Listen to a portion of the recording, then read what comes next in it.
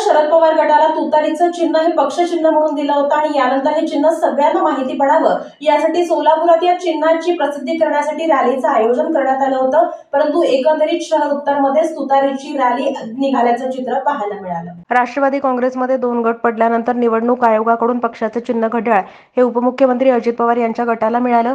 त्यानंतर शरदचंद्र पवार राष्ट्रवादी काँग्रेस असं नाव मिळालं आणि पक्षाला तुतारी वाजवणारा माणूस हे चिन्ह मिळालं।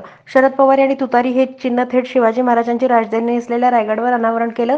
त्यानंतर सोलापूर शहरात शरद पवार गटाच्या राष्ट्रवादी काँग्रेसचे शहर अध्यक्ष सुधीर खरटमोल, माजी महापौर महेश कोठे, कार्याध्यक्ष तौफिक शेख, प्रदेश उपाध्यक्ष UN बेरिया यांनी पत्रकार परिषद घेऊन शहरात तुतारी हे चिन्ह माहिती व्हावं म्हणून राष्ट्रवादी काँग्रेसच्या वतीनं पदयात्रा काढण्यात येणार असल्याचं सांगितलं।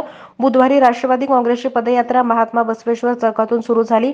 माणिक चौक मार्गे दत्त चौक, नवीपेठ मार्गे छत्रपती शिवाजी महाराज चौकात याचा समारोप झाला। या मार्गावरून तुतारी वाजवण्यात आली।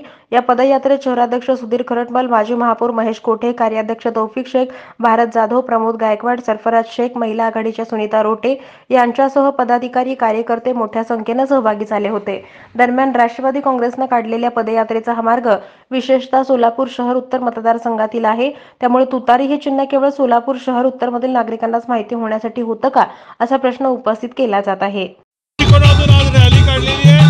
सर्व तुतारी वाजवणारे लोक आमच्या सोबत आम्ही घेऊन चाललोय, जेणेकरून लोकांना समजलं पाहिजे चिन्ह। कारण पक्षाच्या दृष्टिकोनात पवार साहेबांनी जे काही काम आजपर्यंत महाराष्ट्रामध्ये केलेलं आहे, चिन्ह फार महत्त्वाचं नाही आहे। लोक शरद पवार साहेबांना बघून मतं देणार आहेत, परंतु आमचं आत्तापर्यंत चिन्ह घड्याळ होतं।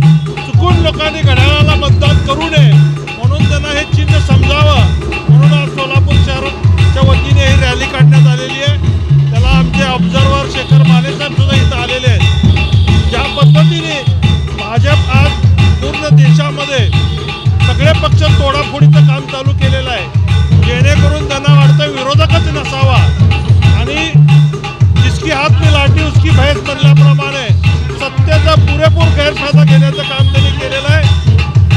आणि ज्या पद्धतीने त्यांनी गैरफायदा घेतलेला आहे, निश्चित लोक त्यांना त्यांची जागा दाखवतील आणि येणाऱ्या 2024 मध्ये इंडियाची सत्ता या भारतावर निश्चित राहणार आहे। विधानसभा असेल, महापालिका असेल, हे सुद्धा महाविकास आघाडीच्या माध्यमातून सगळे आमचे लोक निवडून येतील याची खात्री आम्हाला वाटते। प्रतिसाद कसा आहे लोकांचा प्रतिसाद अतिशय चांगला आहे। आता तुम्ही पाहिलं, लोक दुकानातून येऊन आम्हाला हार घालत होते आणि सांगत होते की आम्ही तुमच्या बरोबर आहोत। याच्यावरूनच लक्षात येते की लोकांना जे चाललेलं राजकारण आहे ते राजकारण अतिशय लोकशाहीच्या खून करण्याची ही पद्धत चालू केलेली आहे। हिटलरशाही पद्धती जे चाललेलं आहे, हिटलरला आता आपल्याला काढायचं आहे आणि ते काढण्याचं काम आता चर्चा केल्याशिवाय राहिलं।